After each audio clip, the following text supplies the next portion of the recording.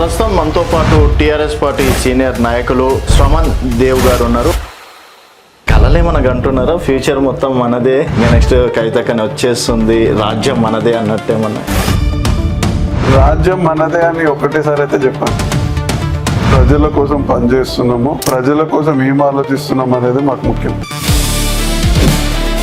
10 సంవత్సరాల్లో ఎందుకు క్వశ్చన్ చేయలేదు, వాళ్ళ గవర్నమెంటే కదా. సో ఈరోజు అధికారం పోవడంతో ఈరోజు బయటకు వచ్చి నేను పార్టీ పెట్టేస్తా, నేను ఉద్ధరించేస్తా, ఫ్రీ విద్య వైద్యం ఇచ్చేస్తా అంటే జనాలు ఎందుకు నమ్మాలి?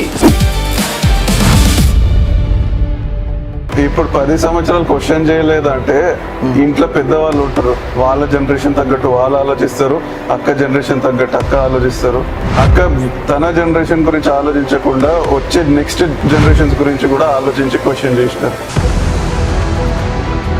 అక్క ఇప్పుడు కూడా ఒకటే మాటతో ఉంది, నాకు కొత్త జనరేషన్ కావాలి, కొత్త లీడర్ కావాలి, కొత్త ఫేసెస్ కావాలి. దట్టు యంగ్స్టర్స్ ని, యూత్ ని చాలా ఎంకరేజ్ చేస్తున్నారు. ఇప్పుడు నేనే ఒక ఆర్గనైజేషన్ పెట్టినా అంటే డెఫినెట్గా నాకు 5-6 మంది నా వెంబడి అనేటోళ్ళు కావాలి. సో అట్లా మిమ్మల్ని వాడుకుంటుందేమో, అట్లా మిమ్మల్ని తిప్పించుకుంటుందేమో అని చెప్పేసి ఆలోచించవచ్చు కదా. అక్క దగ్గర చూసే నేచర్ ఒకటి చూడాలి, ఒక క్వాలిటీ చూడాలి. పైసలు ఉన్నా లేకపోయినా వాడు చదువుకున్నాడా, మన సొసైటీకి పని చేస్తాడా, యాక్టివ్ ఉన్నాడా అని అక్క ఆలోచన. సరే మాకు తెలివి లేకపోవచ్చు పాలిటిక్స్ గురించి, కానీ మాకు అక్క నేర్పిస్తున్నారు. కాంగ్రెస్ పార్టీలో చేసిన అన్నారు, ఈరోజు సీఎంగా ఉన్నారు, నెక్స్ట్ టర్మ్ కూడా మేమే వస్తామని చెప్పేసి చాలా కాన్ఫిడెన్స్గా చెప్తున్నారు. బీజేపీ కేంద్రంలో ఉంది, సో ఈరోజు గ్రౌండ్ వర్క్ చేసుకుంటే అది కూడా బలపడుతుంది మెల్లమెల్లగా. బీఆర్ఎస్ ప్రధాన ప్రతిపక్షమైనటువంటి పార్టీ, కేటీఆర్, హరీష్ రావు, కేసీఆర్ లాంటి బాహుబలులు ఉన్నటువంటి పార్టీ. ఈ 3 పార్టీలు వదిలిపెట్టి ఈరోజు అక్కేంబడి తిరిగితే ఒక్క సీట్ అన్నా గెలుస్తారా? ఒక్క సీట్ కాదు, మెజారిటీ మెజారిటీ. సో ఇది ఉప్పల్ నియోజకవర్గం కదా. అవును. సో ఈరోజు టీఆర్ఎస్ పార్టీ అంటే ఎంతమందికి తెలుసా? ఈ రోజు అనేది టీఆర్ఎస్ కొంతవరకు ఉంది కాబట్టి సో డెఫినెట్గా మీలాంటి వాళ్ళకి అవకాశం ఇస్తాం అది ఇది అని చెప్పేసి అంటారు. రేపు పార్టీ ఎలక్షన్స్ టైం వచ్చే వరకు చాలా పెద్దగా అయిపోతుంది. అప్పుడు శ్రవణ్ లాంటి వాళ్ళని ఎక్కడ పెడతారో తెలియని పరిస్థితి. సో రేపన్న టీఆర్ఎస్ పార్టీ కూడా అదే చేస్తే వాట్ అబౌట్ శ్రవణ్ అన్న అంటా నేను. ఎవరైతే ప్రజల కోసం కష్టపడుతున్నారు, పబ్లిక్ లో తిరుగుతున్నారు, వాళ్ళకే ఇంపార్టెన్స్ ఉంటుంది. సరే మా దగ్గర స్కిల్స్ డౌన్ ఉందనుకో, ఎవరో ఇంటెలెక్చువల్ మైండ్ వాళ్ళకి పోస్ట్ ఇవ్వచ్చు. ఓపిక అనేది ఉండాలి first thing. Welcome to Telangana వెలుగు, నేను మీ రాజు. ప్రస్తుతం మనతో పాటు టీఆర్ఎస్ పార్టీ సీనియర్ నాయకులు శ్రవణ్ దేవ్ గారు ఉన్నారు. నమస్తే శ్రవణ్ అన్న. నమస్తే. బాగున్నారా అన్న? బాగున్నా. ఎట్లు నడుస్తుంది? ఏంది అంత మంచిగానే నడుస్తుందన్న. సో ఎట్లుందన్నా మీ టీఆర్ఎస్ పార్టీ, కవితక్క పార్టీ? టీఆర్ఎస్ పార్టీ, మా కవితక్క పార్టీ గురించి ఆలోచిస్తే ఎక్కడ చూసినా మా జెండాలే ఎగురుతుంది, మా పేరే వస్తుంది, మా అక్క పేరే వస్తుంది. ఇప్పుడు మీరు చూస్తూ ఉంటే టీఆర్ఎస్ అనేది ఇప్పుడు కలర్ఫుల్ ఇన్ తెలంగాణ అన్నట్టు అయిపోయింది. Okay, very vibrant, very bright. ఇంకా ఫ్యూచర్ ఆఫ్ తెలంగాణ అన్నట్టు టీఆర్ఎస్ పార్టీ పేరే వస్తుంది. సో మొత్తానికి అంటే కళలే మనకు అంటున్నారా ఫ్యూచర్ మొత్తం మనదే, తర్వాత జెండాలు ఏదో కట్టినంత మాత్రాన, తర్వాత ఏదో ఫ్లెక్సీలు వేసినంత మాత్రాన అది కలర్ఫుల్గా కనిపించి ఇంకా నెక్స్ట్ కవితకని వచ్చేస్తుంది, రాజ్యం మనదే అన్నట్టేమన్నా? రాజ్యం మనదే అని ఒకటేసారి అయితే చెప్పాను, కానీ ప్రజల కోసం పనిచేస్తున్నాము, ప్రజల కోసం ఏం ఆలోచిస్తున్నాం అనేది మాకు ముఖ్యం. ఇప్పుడు మీరు ప్రజల గురించి మేము ఇంత కాన్ఫిడెన్స్గా ఎందుకు చెప్తాం మా ప్రభుత్వం వస్తుంది అని అంటే 100% టీఆర్ఎస్ పార్టీ పవర్లోకి వస్తుంది. రీజన్ ఏంటంటే మీరు చూస్తున్న పనులు, కవితక్క చేసే న్యాయం కోసం పోరాడమైనా, చేయడమైనా, పబ్లిక్ గురించి ఆలోచించడమైనా, ఒక్క నార్మల్ వ్యక్తి నుంచి ప్రతి ఒక్క మిడిల్ క్లాస్ అయినా ఉండండి, ఏ మనిషికి ఇష్యూ రాకుండా చేయాలనేది అక్క కోరిక. అదొక dream. Telangana should be bright అని అన్న.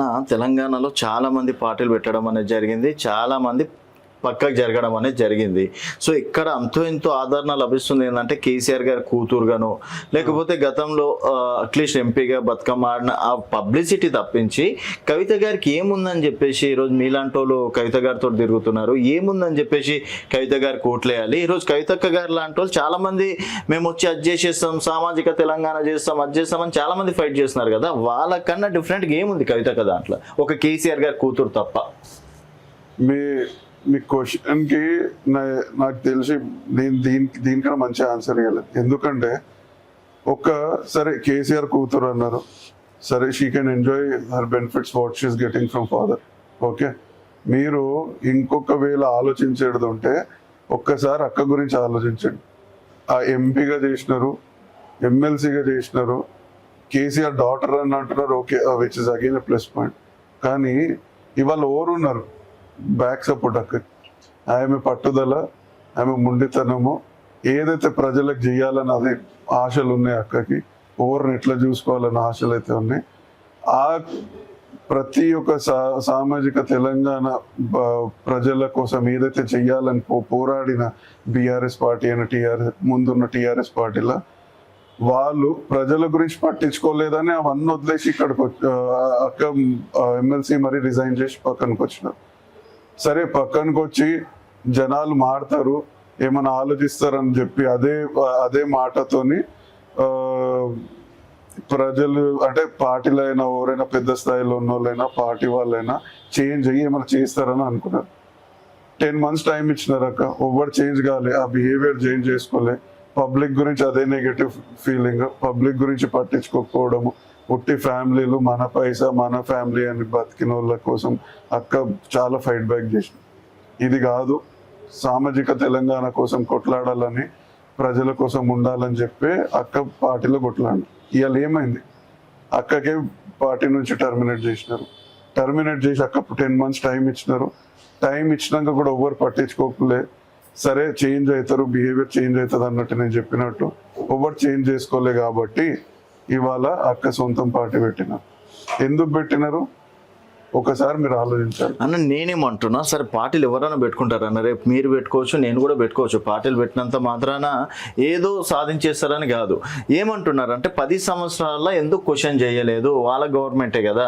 సో ఈరోజు అధికారం పోవడంతో తర్వాత ఇంకేదో ఫ్యామిలీలో చిన్న చిన్న ఇష్యూస్ తోటి ఈరోజు బయటకు వచ్చి నేను పార్టీ పెట్టేస్తా, నేను ఉద్ధరించేస్తా, నేను పాంచజన్యాలు అమలు చేసేస్తా, ఫ్రీ విద్య వైద్యం ఇచ్చేస్తా అంటే జనాలు ఎందుకు నమ్మాలి? సరే మీరు అక్క మీద ప్రేమతోటి ఇంకేదో మీరు తిరుగుతుండొచ్చు, వారు ఎంబడి ఉండొచ్చు, ఐ డోంట్ నో, బట్ జనాలు ఎందుకు బిలీవ్ చేయాలి అంటే ఏం చెప్తారు? అదే కదా, ఇప్పుడు 10 సంవత్సరాలు క్వశ్చన్ చేయలేదంటే ఇంట్లో పెద్దవాళ్ళు ఉంటారు, పెద్దవాళ్ళకి కూడా ఒక్కొక్కసారి టైం ఇవ్వాల్సి వస్తుంది. వాళ్ళ జనరేషన్ తగ్గట్టు వాళ్ళు ఆలోచిస్తారు, అక్క జనరేషన్ తగ్గట్టు అక్క ఆలోచిస్తారు. అక్క తన జనరేషన్ గురించి ఆలోచించకుండా వచ్చే నెక్స్ట్ జనరేషన్స్ గురించి కూడా ఆలోచించి క్వశ్చన్ చేసినారు. ఇంటర్నల్ గా క్వశ్చన్ చేసినప్పుడు అన్నిటికీ అడ్డంకులు పెట్టి ఏం మాట్లాడకుండా, ఏం బయట ఎక్కువ ఎక్స్పోజ్ కాకుండా అక్కను ఆపినందుకు అక్క సరే అని చెప్పి ఓపిక పడ్డారు. కానీ ఆడ పనులు కాలే, ప్రజల కోసం ఏదైతే చేయాలి అది కాలే కాబట్టే అక్క టర్మినేట్ చేసినారు. అంటే పబ్లిక్ లో మాట్లాడినందుకు టర్మినేట్ చేసినారు. సరే అన్న, సరే ఇప్పుడు బయటికి వచ్చేసింది, తర్వాత చేస్తుందని నమ్ముతున్నారు? 100% చేస్తారు. ప్రజల కోసమే చేస్తారు. అందుకే కదా ఇప్పుడు అదే వేరే లీడర్లు లేకుంటే వేరే ఇంత ఫేమ్ పర్సన్స్ ఒకవేళ పార్టీ పెడితే ఈ పార్టీకి ఎంతో మందిని ఇప్పుడు అధికారంలో ఉన్న లీడర్లను లేకుంటే ఫేమస్ ఉన్న లీడర్లను ఈ పార్టీకి కొనేస్తుండే. అక్క ఇప్పుడు కూడా ఒకటే మాటతో ఉంది, నాకు కొత్త జనరేషన్ కావాలి, కొత్త లీడర్ కావాలి, కొత్త ఫేసెస్ కావాలి. దట్టు యంగ్స్టర్స్ని, యూత్ని చాలా ఎంకరేజ్ చేస్తున్నారు. ఇప్పుడు నా గురించి నేను చెప్పుకోవాలంటే నేనున్న నా పరిస్థితులలో నేను ఏదో చిన్న జాబ్ అది చేసుకుంటా బతకొచ్చు. కానీ నేను కూడా కష్టపడి ఇక్కడి నుంచి ఎక్కడికి వచ్చినాం మాకు తెలుసు. కాబట్టి ఇట్లాంటి లీడర్షిప్ కింద మాలాంటి యంగ్స్టర్స్ను లేకుంటే అక్క ఎంకరేజ్ చేసేది యూత్ని, ఎడ్యుకేటెడ్ పర్సన్స్ అయినా లేకుంటే కొద్దిగా తెలివిగా అక్కడిక్కడ పనిచేసి అందరికి న్యాయం జరిగేటట్టు యంగ్స్టర్స్ని అక్క. సో అన్న ఏందన్నా అంటే మీ బ్యాక్గ్రౌండ్ ఏందన్నా? ఎందుకంటే ఇప్పుడు సరే అక్కల దగ్గర తిరుగుతున్న వాళ్ళందరూ మేధావులని సరే కష్టపడి ఈ స్థాయికి వచ్చినా అని చెప్పేసి అంటున్నారు కదా, వాట్ అబౌట్ అంటే మీ బ్యాక్గ్రౌండ్ ఏంటంటే ఏం చెప్తారు? నా బ్యాక్గ్రౌండ్ ఏంటంటే ఇప్పుడు నేను పెద్ద చదువుకొని పెద్ద టాపర్ అని చెప్పాను. ఎందుకంటే నేను కూడా I was very reckless student, అసలు చక్కగా చదవటం కాదు. కానీ కొందరు ఫ్రెండ్స్ వల్ల నా గ్రాడ్యుయేషన్లో అయినా నా పోస్ట్ గ్రాడ్యుయేషన్లో అయినా కొందరు ఫ్రెండ్స్ వల్ల వాళ్ళు నా నేచర్ని నేను ఎట్లా ఆలోచిస్తా అని చూసి వాళ్ళు నాకు రిక్వెస్ట్ చేసిన కొద్దిగా చదువుకోరా, రేపటి రోజు నీకు బ్రైట్ ఫ్యూచర్ ఉంటుంది. అట్లా నేను కొద్దిగా ఎంకరేజ్మెంట్తో నా ఫ్రెండ్స్ ఎవరైతే నేను పేర్లు ఇప్పుడు వాళ్ళకి మీడియా అని చెప్పొద్దు, సో వాళ్ళు చెప్పిన సజెషన్స్తో నేను చదువుకొని నేను పోస్ట్ గ్రాడ్యుయేషన్ లండన్లో చేసి మళ్ళీ నేను యూఎస్లో జాబ్ చేసి మళ్ళీ నేను కమ్ బ్యాక్ టు ఇండియా. ఇప్పుడు ఏం చేస్తున్నారు? ఇప్పుడు నేను ఇంకా కార్పొరేట్ ఎంప్లాయ్. ఓకే, సో మరి కార్పొరేట్ ఎంప్లాయ్ మంచిగా లక్షల జీతము అండ్ ఈ పాలిటిక్స్లో తిరుగుతే ఏమొస్తుంది అన్న, దట్ టు టీఆర్ఎస్ పార్టీలో తిరగడం అనవసరంగా టైం వేస్ట్ పని అని నేను అంట. అట్లా ఆలోచించేటుంటేనా నా లాంటి వాళ్ళు కార్పొరేట్లో పనిచేసేటోళ్ళు ఎందుకు ఇంట్రెస్ట్ చూపిస్తారంటే, ఒకవేళ మీరు చూస్తే అదే బీఆర్ఎస్ పార్టీలో పోండి, అంత అక్కడ ఉన్న పైసలు ఉన్న వాళ్ళు వాళ్ళే రాజకీయాలు నడిపిస్తారు. పైసలు లేనోని తొక్కేసి పెట్టినారు ఇప్పుడు కూడా. అదే మీరు కాంగ్రెస్ లో చూడండి అదే పాలన ఉంది, అదే బీజేపీలో చూడండి అదే పాలన ఉంది. మీరు అక్క దగ్గర చూసే నేచర్ ఒకటి చూడాలి, ఒక క్వాలిటీ చూడాలి. ఏంటంటే అది పైసలు ఉన్నా లేకపోయినా వాడు చదువుకున్నాడా, మన సొసైటీకి పని చేస్తాడా, యాక్టివ్ ఉన్నాడా అని అక్క ఆలోచన. అట్లాంటి వాళ్ళకి సరే మాకు తెలివి లేకపోవచ్చు పాలిటిక్స్ గురించి, కానీ మాకు అక్క నేర్పిస్తున్నారు. నేనేమంటా ఇప్పుడు నేనే ఒక ఆర్గనైజేషన్ పెట్టినా అంటే డెఫినెట్గా నాకు 5-6 మంది నా వెంబడి అనేటోళ్ళు కావాలి. సో అట్లా మిమ్మల్ని వాడుకుంటుందేమో, అట్లా మిమ్మల్ని తిప్పించుకుంటుందేమో అని చెప్పేసి ఆలోచించవచ్చు కదా.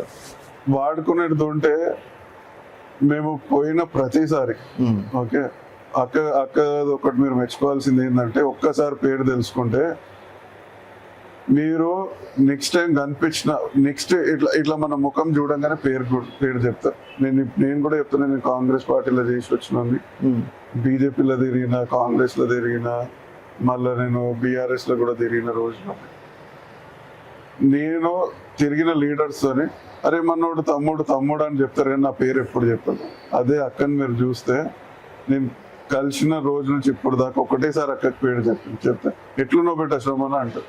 ఓకే, అది సో ఖుషి అయిపోయిందా కవితక్క నా పేరు గుర్తు పెట్టుకుంది అని చెప్పేసి, ఇంకా చెల్లి నాకు పేరు గుర్తు పెట్టుకుంది అని చెప్పేసి అక్కతోటే ఉండాలి, అక్కకి జీవితం అంకితం చేయాలని చెప్పేసి అనుకున్నారా? పేరు ఒక్కటి గుర్తు పెట్టుకుంటే జీవితం అంకితం చేసేది ఉండదు. మీరు అదే చెప్తున్నారు కదా, నన్ను ఎక్కడ చూసినా తమ్ముడు అని నా పేరు ఎవరికి తెలియదు, బట్ అక్క నా పేరు పెట్టి పిలవడం తోటి నాకు అదొక పెద్ద అచీవ్మెంట్ లాగా అనిపించింది అని చెప్పేసి. అచీవ్మెంట్ అంటే ఫస్ట్ ఆఫ్ ఆల్ లీడర్స్, అక్కడికి ఉన్న కార్యకర్తలు ఎవరు, అక్క కోసం వచ్చింది ఎవరు, అక్క కోసం ఓవర్ స్టాండ్ బై ఉంటున్నారు అనేది ముఖ్యము. ఆ ముఖ్యంలో నిల్చున్న ప్రజలు ఎవరైతే ఉన్నారో మాలా అంటాం, ప్రతి ఒక్కరి పేరు గుర్తు పెట్టుకోవడం ఫస్ట్ టాస్క్. ఓకే, తర్వాత మాకు ఒట్టి పేరుతో పిల్లి మాకు హాయ్ బాయ్ అని చెప్పుడు కాదు. రేపటి రోజు ఏమైనా ఇష్యూ ఉంటే నారా ఇక్కడ ఇది ఇష్యూ ఉంది, మీరు పోయి ఇక్కడ ఈ ఇష్యూని రిజాల్వ్ చేయండి, ప్రజల కోసం ఏం ఇష్యూ ఉందని చేస్తాం. ఇప్పుడు మీరు పార్టీ ఆఫీస్లో ఎప్పుడైనా చూడండి, అక్కగారు వచ్చినప్పుడు మేము ఒక 10 మంది నిల్చుంటే అక్క అందరినీ చూస్తారు, ఎవరున్నారు, ఎవరైనా ప్రజలు సమస్యలు తెచ్చిన వాళ్ళు, మన తెలంగాణలో ఎవరైనా సమస్యలు అక్క దగ్గర తెచ్చినప్పుడు ఆ లోకలైట్స్ ఎవరైతే అక్కడ దగ్గరలో ఉంటారో వాళ్ళని పిలిచి నాన్న ఇది ఇష్యూ ఉంది, కొద్దిగా మీరు పోయి దీని మీద ఏం పని చేయవచ్చు అని మాకు అది ఆపర్చునిటీ ఇవ్వడము, మేము పబ్లిక్లో పోయి దాన్ని రిజాల్వ్ చేయడము, మళ్ళీ వచ్చి ఒకవేళ మాకు అర్థం కాకపోతే మేము సజెషన్స్ తీసుకోవడం, ఇవన్నీ మాకు లెర్నింగ్స్. యాజ్ కమ్ యాజ్ ఈ లీడర్షిప్ క్వాలిటీ ఏంటంటే మొత్తం నా చేద్దారని అవ్వాలని అనుకోకుండా అక్కడ ఉన్న కింద స్థాయిలో మేము ఉన్నా సరే మాకు పనులు అప్పగించడం, మాకు రెస్పాన్సిబిలిటీ ఇవ్వడం ప్రజల కోసం. అంటే నాకేం అర్థమవుతుంది అంటే అన్న, ఓకే అక్క మిమ్మల్ని అంటే ఎన్ని పార్టీలో తిరిగినా మేబీ ఎవరు మిమ్మల్ని గుర్తించలేరు, అక్క గుర్తించడం అనేది సగం మీరు అట్రాక్ట్ అయ్యేదేమో అనిపిస్తుంది. గుర్తించడం వల్ల అట్రాక్ట్ అవ్వడు కాదు, లీడర్షిప్ క్వాలిటీ కోసం అట్రాక్ట్ అవుతారు. ఓకే, సో అక్క అంటే ఇప్పుడు రేవంత్ అన్న మీరు కాంగ్రెస్ పార్టీలో చేసిన అన్నారు, ఈరోజు సీఎం ఉన్నారు, నెక్స్ట్ టర్మ్ కూడా మేమే వస్తామని చెప్పేసి చాలా కాన్ఫిడెన్స్గా చెప్తున్నారు. అండ్ బీజేపీ కేంద్రంలో ఉంది. సో ఈరోజు గ్రౌండ్ వర్క్ చేసుకుంటే అది కూడా బలపడుతుంది మెల్లమెల్లగా. బీఆర్ఎస్ ప్రధాన ప్రతిపక్షమైనటువంటి పార్టీ, కేటీఆర్, హరీష్ రావు, కేసీఆర్ లాంటి బాహుబలులు ఉన్నటువంటి పార్టీ. సో ఈ 3 పార్టీలు వదిలిపెట్టి ఈరోజు అక్కేంబడి తిరిగితే ఒక్క సీట్ అన్నా గెలుస్తారా? ఒక్క సీట్ కాదు, మెజారిటీ మాది ఉంటుంది. మెజారిటీ. సో ఇది ఉప్పల్ నియోజకవర్గం కదా? అవును. సో ఈరోజు టీఆర్ఎస్ పార్టీ అంటే ఎంతమందికి తెలుసా? ఆల్మోస్ట్ చాలా మందికి తెలుసు. ఇప్పుడు నేను పోయినా, నేను ఉంటే ఉప్పల్ కాన్స్టిట్యూన్సీలో, సరే నేను ప్రతిదీ నేను నాదే గొప్ప అని చెప్పుకోను, కానీ నేను తిరిగే ఏరియాలలో అలా టీఆర్ఎస్ పార్టీ నుంచి వచ్చిండు. నాకైతే గుర్తుపడుతున్నాను. మా ఉప్పల్ నియోజకవర్గంలో మీరు చూస్తే ఎంతమంది అయితే టీఆర్ఎస్ పార్టీ వాళ్ళు ఉన్నారు, 10 చోట్ల తిరిగితే 10 మంది గుర్తుపట్టేటోళ్ళు మాకు ఉన్నారు. శ్రవణ్ అన్న, ఇక్కడ ఏదో మనము కార్పొరేట్ ఆఫీస్ లో టీమ్ లీడర్ పోస్ట్ కాదన్న, ఇది ఒక పొలిటికల్, ఒక రాజకీయ నాయకుడు అన్నప్పుడు 10 రకాల మనుషులు ఉంటారు. ఒకరు తొక్కేటోడు ఉంటాడు, వెనుపోడు పోసేటోడు ఉంటాడు, ఒకరు చెట్టెక్కిచ్చేటోడు ఉంటాడు. సో మేబీ ఇవన్నీ తెలుసుకునే దిగిండ్రా మొత్తానికి. ఏదైనా ఇప్పుడు నేను ఏదో కార్పొరేట్ లైఫ్ లో ఏదో మనం టీమ్ లీడర్, మేనేజర్ చేసి ఇక్కడ కూడా మనం మేనేజర్ అనుకుంటే కాదు, అదే పొరపాటు పడుతుండేమో అన్నట్టు. అట్లా పొరపాటు పడేస్తుంటే ఇంత ధైర్యమే చేయరు. ఎందుకంటే కార్పొరేట్ లో ఉన్న పీస్ఫుల్ లైఫ్ ని చూస్తే పొలిటిక్స్ లో రాబుద్ది కాదు. ఎందుకంటే పీస్ఫుల్ గా పని చేసుకుంటాం, నెలకి ఇంత జీతం వస్తుంది, చేసుకుంటాం. ఇక్కడ ఎందుకు చేస్తున్నాం అంటే, ఒక తెలంగాణ ఆడబిడ్డ ఎవరైతే బతుకమ్మ తెచ్చినారు, ఎన్ని ఇబ్బందులు పెట్టినారు, వీడు చూస్తే జైలు వేసినారు, అన్ని తప్పు కేసులు పెట్టి అది చేసి, తనే అంత ధైర్యం చేసేటప్పుడు ఎవ్వరు ఫ్యామిలీ సపోర్ట్ చేస్తలేరు. ఏం చేయకున్నప్పుడు కూడా అంత పట్టుదలతో తెలంగాణ కోసం, ప్రజల కోసం పనిచేస్తున్నప్పుడు మా లాంటి వాళ్ళు ఎందుకు సపోర్ట్ చేయొద్దు? మేము తప్పు వేలో పోతున్నామని మీరు ఎట్లా అనుకుంటారు? తను కొట్లాడుతుందే మా లాంటి వాళ్ళ కోసం, నార్మల్ ప్రజల కోసం. రేపటి రోజు ఈ నార్మల్ ప్రజలే ఇంకా నార్మల్ ప్రజల కంటే తెలంగాణలో అవసరం ఉన్న ప్రజల కోసం పనిచేసేటోళ్ళం మేము.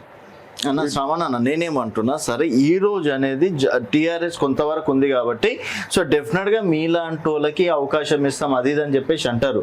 రేపు పార్టీ ఎలక్షన్స్ టైం వచ్చే వరకు చాలా పెద్దగా అయిపోతుంది. అప్పుడు శ్రవణ్ లాంటి వాళ్ళని ఎక్కడ పెడతారో తెలియని పరిస్థితి. మేబీ అంటే మీరు ఇన్ని పార్టీలు, ఇన్ని రాజకీయాలు చూసిన అన్నారు కాబట్టి ఇవన్నీ మీకు తెలిసే ఉంటాయి, నేను పెద్దగా చెప్పాల్సిన అవసరం లేదు. సో రేపున్న టీఆర్ఎస్ పార్టీ కూడా అదే చేస్తే వాట్ అబౌట్ శ్రవణ్ అన్న అంటా నేను.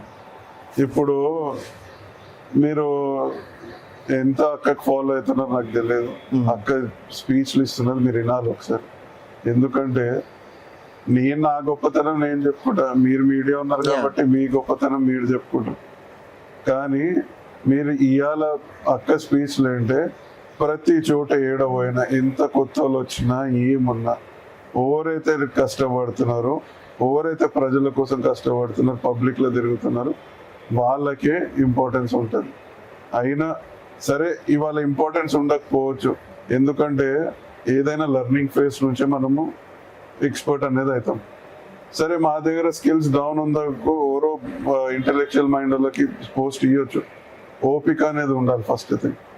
ఓపిక లేని పాలిటిక్స్ చేస్తాం, నేను ఇవాళ దిగిన పాలిటిక్స్లో రేపు నేను లీడర్ అయిపోతా అంటే ఫస్ట్ ఆఫ్ ఆల్ అది కరెక్ట్ మైండ్ సెట్ కాదు.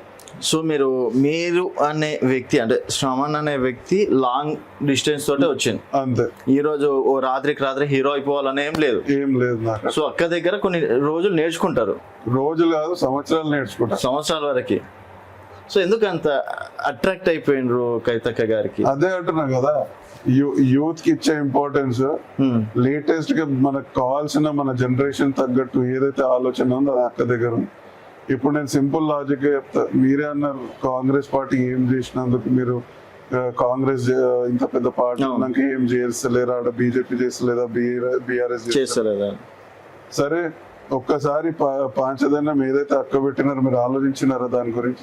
నేనేమంటున్నానా, ప్రతి ఒక్కరు ఫ్రీ ఎడ్యుకేషన్, ఫ్రీ అంటే వైద్యం ఇస్తామని చెప్పేసి ప్రతి ఒక్కరు అనే మాటనే ఈరోజు అక్క కూడా అదే అంటున్నారు అని చెప్తున్నాను కదా. అవును, వేరే ఫ్రీ బస్ అన్ని తీసేస్తారు.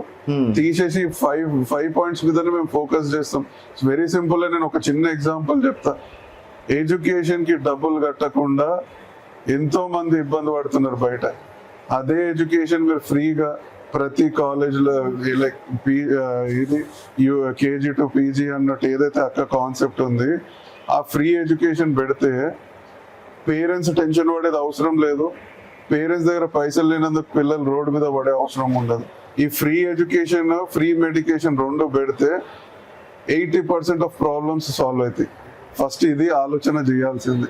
ఫ్రీ బస్ పెడితే సరే, automatic free education, free medication ఉన్నాక ఏదో అంత ఎంతో డైలీ లివింగ్కో లేకుంటే అక్కడిక్కడ తిరగనీకో వేరే అవసరాలకో అంత ఇంత కష్టపడి అవే పైసలు ఖర్చు చేసుకొని బతుకుతాను.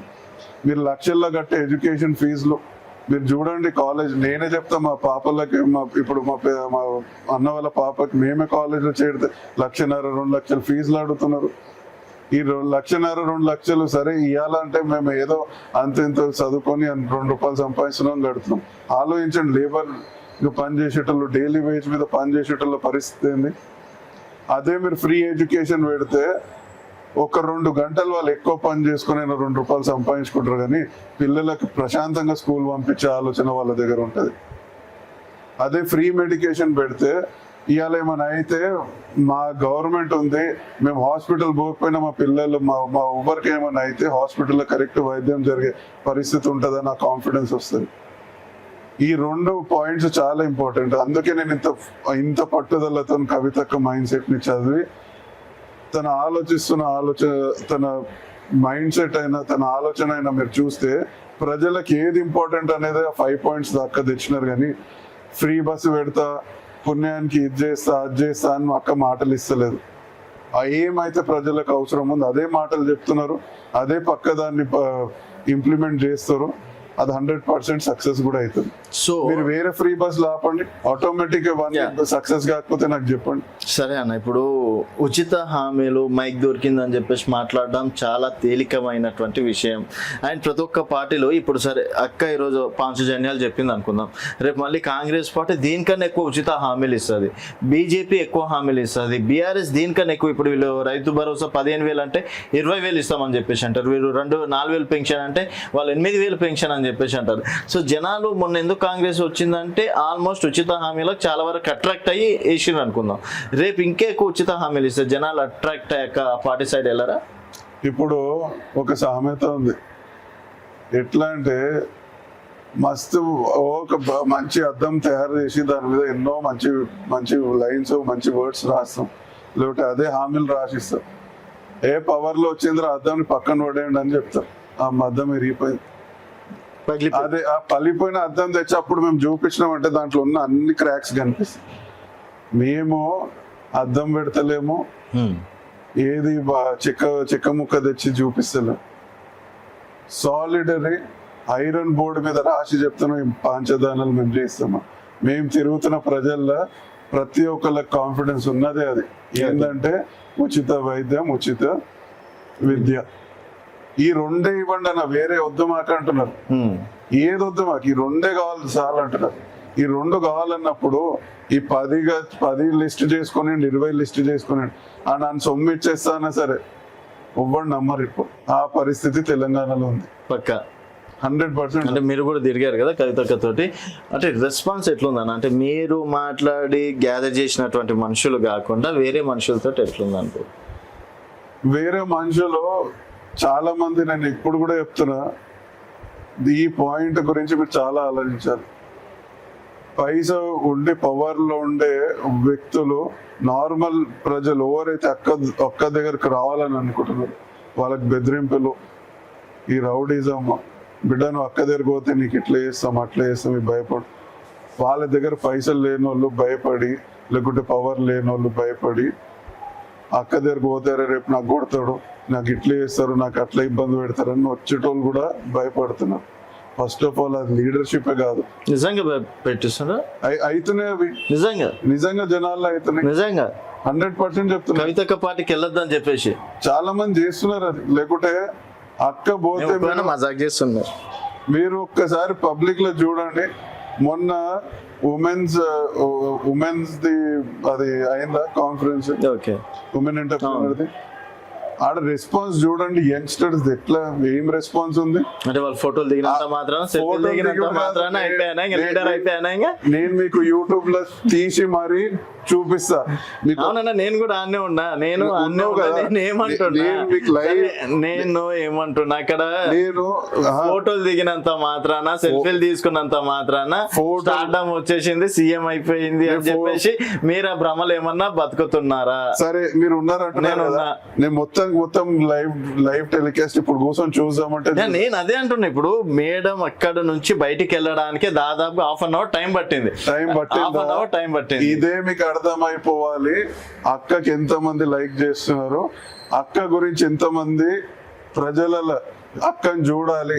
అక్క దగ్గరకు పోకపోయినా సరే ఆడ 100 మీటర్స్ దూరం ఉన్నాడు కేకలు పెడుతుండు, అక్క అక్క అనుకుంటా 10 మంది అక్కడ విజిల్స్ కొట్టుకుంటా. అక్క ఎంటర్ అయినప్పుడు ఆ రెస్పాన్స్ చూడాలి మీరు. అది success of women leadership. Gen Z మొత్తం అక్క సైడ్ 100% అక్క సైడ్. సో ఉమెన్స్ జెన్జీ ఓట్లు వేసినా అక్క గెలుస్తుంది, 100% గెలుస్తుంది. అదే నమ్మకం పెట్టుకున్నారా, అదే కాన్ఫిడెన్స్ గా పెట్టుకున్నారా? జెన్జీ అయితే క్లియర్ చిట్ అక్కనే పక్క 100%. కానీ కేటీఆర్ కాదు, రేవంత్ కాదు, అయిపోయింది బీజేపీ. సోషల్ మీడియా ఇప్పుడు మీరు అక్క మాటలు ఏంటంటే సోషల్ మీడియా అక్క అంత మంచి ట్యాగ్ లైన్స్ ఇస్తుంది కదా మీకు. నేను చెప్తే బాగుండదు కానీ ఇక అక్క ఇస్తున్న ట్యాగ్ లైన్స్ ఏంటంటే ఎంత మంచి గౌరవం ఏమేమి చేస్తున్నారని. జనసేన పార్టీ రీసెంట్ గా ఒక మాట అన్నదన్న. సో టిఆర్ఎస్ పార్టీకి పబ్లిసిటీ లేక పవన్ కళ్యాణ్ తిట్టి పబ్లిసిటీ పెంచుకుంటుంది అని చెప్పేసి నిజమేనా? పవన్ కళ్యాణ్ ఫస్ట్ ఒక నేర్చుకోవాల్సింది ఏంటంటే ఆ హీరో లెక్క పుట్టి కార్ల మీద పొలిటీషియన్ అన్నప్పుడు ఒక పొలిటీషియన్ లెక్క ఉండాలి. అదే హీరోయిజం లెక్క కార్ మీద కూర్చొని సెక్యూరిటీ 10 మంది కార్ ఇట్లా పట్టుకొని నిలవడము, ఆయన ఏమో కార్ మీద ఇట్లా షూటింగ్ చేస్తుండే ఏమన్నా. అదే హీరోయిజం పాలిటిక్స్ లో ఎందుకు? ఆలోచించాలి, పబ్లిక్ గురించి ఏం చేయాలని ఆలోచించాలి.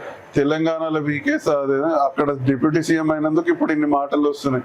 ఎన్ని సంవత్సరాలు ఏమైంది? ఎప్పుడు తెలంగాణ గురించి ఆలోచించలే. ఇవాళ డిప్యూటీ సీఎం అయిందని చెప్పి ఇవాళ వచ్చి తెలంగాణలో ఇది చేస్తా అది చేస్తా అంటే ఎవరు నమ్మడు. ఓకే, సో మీ ఏదన్నా మీ కాంగ్రెస్ తోటే బీఆర్ఎస్ తోట మీరు ఇప్పుడు నాడు ఫైట్ ఎవరితో లేదు. ఫైట్ మా ప్రజలకు జరిగే అన్యాయం గురించి టిఆర్ఎస్ పార్టీ కొట్లాడుతుంది. సో వేరే పార్టీలను పట్టించుకోవట్లేదు. ఎవరైతే అన్యాయం చేస్తారో వారికి ఏసుడే అంతే. ఉన్న వాస్తవం చెప్తున్నా, ఏ పార్టీ అయినా ఉండదు, ప్రజలకు అన్యాయం చేసినారా టిఆర్ఎస్ పార్టీ ఆడ ఉంటుంది పక్క 100%. సో యుద్ధం మొదలు పెట్టిందా? యుద్ధం మొదలు పెట్టినది పార్టీ పెట్టక ముందే యుద్ధంలో రంగంలో దిగిన వాళ్ళం మేము. ఇప్పుడు పార్టీ పెట్టినాక ఎక్కడ ఊరుకుంటాము? సో సైనికులు అంతా రెడీగా ఉన్నారు. సైనికులు ఏంది ఏమంటారు, మన బార్డర్ లో బిఎస్ఎఫ్ లు కూడా వనికిరారు, అట్లా ఉంటది మా టిఆర్ఎస్ పార్టీ. ఏమన్నా నాకేమో మజాక్ చేస్తుందేమో అన్నట్టు అనిపిస్తుంది. మజాక్ చేసుడు అవసరం లేదు. ఇప్పుడు మీరు మేము ఒక టాపిక్ మీద ధర్నా కూర్చుంటే మేముండే ఒక 50-100 మంది చాలు. మేము వేరే పార్టీలు ధర్నా చేయమను 10 నిమిషాల్లో గ్రౌండ్ క్లియర్ అవుతుంది. అదే మా టిఆర్ఎస్ పార్టీ కార్యకర్తలు మా ఆర్మీ కూర్చుంటే ఆడ మాకు జరపాలి, 50 మందిని జరపాలి, 100 మందిని జరపాలంటే గంటలు, 2 గంటలు, 3 గంటలు కూడా అయినా 4 గంటలు అయిన రోజులు పోలీసులు తకాయించిపోతారు. కానీ వాళ్ళు మాకు జరపలేదు. సరేనా, మనము రేపు అధికారంలో వస్తుంది, సీఎం అవుతుంది అని పక్కన పెడితే ఉప్పల్ గురించే మాట్లాడదాం. రేపన్నాడు మీలాంటి వాళ్ళకి అవకాశం ఇచ్చిన ఉప్పల్లా టీఆర్ఎస్ పార్టీ జెండా ఎగురుతుందా? 100% ఎగురుతుంది. మీలాంటి వాళ్ళకి అవకాశం ఇచ్చిన 100% ఎగురుతుంది. ఎందుకు శ్రమణన్న నమ్మాలంటే ఏం చెప్తారు? ఎందుకు మీలాంటి వాళ్ళకి ఓటేయాలంటే ఏం చెప్తారు?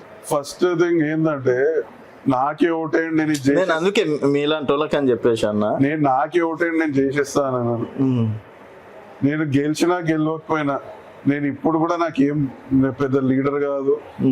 పెద్ద లీడర్ అంటే పైసలు పంచి లీడర్ అయ్యటం కాదు. నేను ఇప్పుడు కూడా నేను ఆలోచించేది ఏంటంటే permanent solution. Very simple logic ఒకటి చెప్తా. ఓకే, మన దగ్గర ఒక కొత్త రోడ్ వేస్తారు, చాలా సింపుల్ లాజిక్ చెప్తా. కొత్త రోడ్ వేస్తారు, నెలలో మళ్ళీ దానికి ఎన్నో ప్యాచ్ వర్క్లు అవుతాయి. ఎందుకు అవుతాయి? మన దగ్గర ఉన్న ఇంజనీర్లు, మన దగ్గర ఉన్న మైండ్ సెట్, అంత పెద్ద ఇంటెలెక్చువల్ మైండ్స్ వాళ్ళు ఉన్నారు. వాళ్ళు చెయ్యలేక అని కాదు, ఇల్లులు మనం కడతప్పుడే ఇంట్లో ఇది ఉండాలి అది ఉండాలి, ఇట్లా ఇంజనీరింగ్ ఉండాలి అట్లా ఇంజనీర్ పర్మనెంట్ సొల్యూషన్ ఆలోచిస్తప్పుడు పబ్లిక్ యూసేజ్ ఇన్ఫ్రాస్ట్రక్చర్ గురించి పర్మనెంట్ సొల్యూషన్స్ ఉండవా? అంత పెద్ద పెద్ద ఇంజనీర్లు ఉంటారు, వాళ్ళు చెయ్యలేక అని కాదు, అక్కడ ఉన్న మీద స్థాయి ఓడైతే ఆ లీడర్షిప్ లేకుంటే ఆ మినిస్టర్స్ ఉంటారో వాళ్ళు పైసలు సంపాదించడానికి ఈ మన ఇంజనీర్లు ఎవరైతే ఆఫీసర్స్ ఉన్నారో వాళ్ళకి ప్రెషరైజ్ చేసి ఇది హాఫ్ వర్క్ అది హాఫ్ వర్క్ చేస్తారు. నేను ఇప్పుడు కూడా ఒక మాట ఇస్తున్నా మీకు, లేట్ అయినా సరే ఒక 5 కిలోమీటర్స్ రోడ్ వేసాం. ఆ రోడ్ వేసే ముందు మనకు కావాల్సినది ఏంది, ఇక్కడికి వెళ్ళే పబ్లిక్ ఎంత, ఆ రోడ్ కింద మనకు అవసరాలు ఏంది, ఇప్పుడు నుంచి ఇన్ఫ్రాస్ట్రక్చర్ డిజైన్ చేస్తే ఒక్కొక్క ఇన్ఫ్రాస్ట్రక్చర్ 100 years నడిచే అంత ఉంటుంది. ఆ సొల్యూషన్ ఏదన్నా ఇప్పుడు 10 రాగానే ₹4 రాగానే ₹4 కమిషన్ ఇస్తా అంటే మనం కూడా వాళ్ళతోటే అట్లే అయిపోతాం అన్న. ఆ కమిషన్ల గురించి ఆలోచించి నాకు ఈ ప్రజల్లో దిగేది ఉంటే నాది కార్పొరేట్ జాబ్ చేసుకొని పీస్ఫుల్ గా ఆలోచన చేయొచ్చు. మా లాంటి వాళ్ళనే అక్క ఎంకరేజ్ చేస్తున్నారంటే ఇట్లాంటి వాళ్ళు రేపటి రోజు పబ్లిక్ సేఫ్టీ గురించి అయినా పబ్లిక్ ఏంది అనేది పర్మనెంట్ సొల్యూషన్ మైండ్ సెట్స్ ఉంటారని యూత్ జెన్జీ కానీ అక్క సపోర్ట్ చేస్తుంది. శ్రమణ ఇప్పుడు ఉప్పల్లో ఒక 3 మేజర్ ప్రాబ్లమ్స్ చెప్పగలుగుతారా? సరే మీరు టీఆర్ఎస్ పార్టీ రాష్ట్రం అంతా ఇది చేస్తుంది పక్కన పెడితే, సరే మీరు ఉప్పల్లోనే ఉన్నారు, ఉప్పల్లో 3 ప్రాబ్లమ్స్ అన్నా మీరు ఫేస్ చేసిందా? ఫస్ట్ నేను చెప్పేది ఒకటే, ఇది సిటీ కాబట్టి ఇక డ్రైనేజ్ ఇష్యూస్ అయినా రోడ్స్ అయినా పబ్లిక్ కి కావాల్సిన ఫెసిలిటీస్ గురించి ఫోకస్ ఉంటుంది. ఎందుకంటే మనం సిటీలో ఉంటున్నాం. నేను ఫస్ట్ ఆలోచించేదే ఎట్లయినా మా పార్టీ అధికారంలోకి వస్తుంది. ఆ 2 పాయింట్స్ మాది ఆటోమేటిక్ గా అది సెంట్రలైజ్డ్, ఏది పాంచజన్యం ఏదైతే ఉన్నా సెంట్రలైజ్డ్ అమలు అయితే కాబట్టి నేను నెక్స్ట్ ఆలోచించేది ఏంటంటే పబ్లిక్ కి ఏం ఇష్యూస్ అవుతాయి, ఎస్పెషల్లీ రోడ్స్ ఎంత దరిద్రం ఉంటాయంటే ఒక మనిషి ఎమర్జెన్సీ ఉంటే విఐపిఓ అంబులెన్స్ పోలీసు తప్ప ఎవడైనా ఇక్కడ చేరుకోవాలంటే టైంకి ఆ ఫెసిలిటీస్ లేవు. ఆ ఫెసిలిటీస్ ప్రతి ఒక్కడు విఐపి లెక్కనే బతకాలనేది నా కాన్సెప్ట్. అది సైకిల్ మీద పోనీయండి, 2-wheeler మీద పోనీయండి, కార్లో పోనీయండి, ఏమైనా. సో మీ ఉప్పల్ నియోజకవర్గం అంతా విఐపిలే? అందరు విఐపిలే, అందరూ వాళ్ళ లైఫ్ వాళ్ళు హ్యాపీగా బతకాలి. ఎందుకంటే నేను యుఎస్ లో బతికొచ్చిన, నేను ఏం లేకుండా బతికినున్నాడు. నాకు ఒక్కసారి ఆలోచించిన, ఇంట్లో మనం గేట్ బయట వెళ్తే 2-wheeler పట్టుకుంటాం. నేను ఆడ రోజు 8 కిలోమీటర్లు నడిచిన. ఎందుకు నడిచిన అంటే రోడ్లు అంతా మంచిగా ఉన్నాయి, ఫుట్పాత్లు అంతా నీట్గా ఉన్నాయి. ఫుట్పాత్ మధ్యలో నువ్వు అలసిపోతే కూర్చొనికి కూడా ఎక్కడెక్కడ ఫెసిలిటీస్ ఉన్నాయో అవన్నీ ఉన్నాయి. ఆ పీస్ఫుల్ ఎన్విరాన్మెంట్, ఆ పీస్ఫుల్ వెదర్, ఆ క్లైమేట్, మళ్ళీ అక్కడ ఉన్న డెవలప్మెంట్కి ఎక్కడైనా నువ్వు బాధపడి కొనాలకు కూర్చున్నా సరే నీకు పీస్ఫుల్గా అనిపిస్తుంది. ఈడ పోతే మన దగ్గర పోతే మన గల్లీ గురించి ఆలోచిస్తే గల్లీలో ఈ డ్రైనేజ్లు బ్లాక్ అవుతున్నాయి అదైతున్నాయి అంటే ఏం చేయాలన్నా, మట్టి వస్తుంది ఇది వస్తుంది, ఇక్కడ ఇది చేస్తే అది వస్తుంది. నేనన్నా మన ఇంజనీర్లు ఇంత మంచిగా ఉన్నారా, మీరు ఇది కొద్దిగా ఆలోచించి ఇది పర్మనెంట్ సొల్యూషన్ చేయండి అంటే, అన్న ఇది మనకి ఏమంటారు ఈ మా కోటలో రాదు, మాకున్న వర్క్ ఆర్డర్లు ఇంతే ఉంది అంటాడు. అరే మంచిగా ఉన్న రోడ్డు 50 సంవత్సరాలు ఇంకా నడిచే రోడ్ని పల్లగొట్టి కొత్తది వేస్తా అంటాడు, కానీ అక్కడ ఉన్న ప్రాబ్లమ్ ని పర్మనెంట్ ఫిక్స్ చేద్దామని ఆలోచించాడు. అది మనలో మైండ్ సెట్. సరే అన్న, ఇప్పుడు ఇంత చదువుకొని ఇంత జాబులు చేసి ఏ మూవ్మెంట్ లో మీకు పాలిటిక్స్ లోకి రావాలి, ఎందుకు కవితక్క దగ్గరనే ఉండాలనిపించింది అంటే ఒక మాటలో ఏం చెప్తారు ఫైనల్ గా? అయితే నేను 2013లో ఒకసారి అక్కడిని కలిసి 13లో ఓకే. అప్పుడు పవర్ లకు రాలే. మేము అప్పుడు కాలేజ్ చదివి అప్పుడప్పుడే మేము జాబ్స్ లో జాయిన్ అయినాం. తెలంగాణ మూవ్మెంట్ వచ్చినప్పుడు ఓయూలో ఎన్నో దెబ్బలు తిన్నాం. ఊకే మాకు అప్పుడు తెలియదు ఉద్యమం అంటే ఓయూ అన్నట్టు మాకు ఫీలింగ్. ఓయూ పోవడం, దెబ్బలు తినడం, ఇంటికి రావడం, మళ్ళా లేవడం పోవడం, అదే పని చేయ.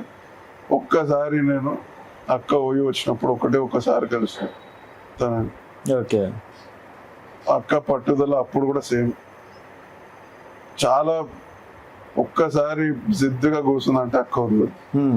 సరే ఇక మనకు ఎందుకులే, మనం జాబ్ చేసేటోళ్ళం అని టైం ఎక్కువ ఉండకుండా మనం జాబ్లో తిరుగుకుంటా ఎప్పుడు జాబ్ గురించి ఆలోచించుకుంటూ బిజీ ఉన్నప్పుడు నేను యూఎస్ వెళ్ళి 2017లో వచ్చిన.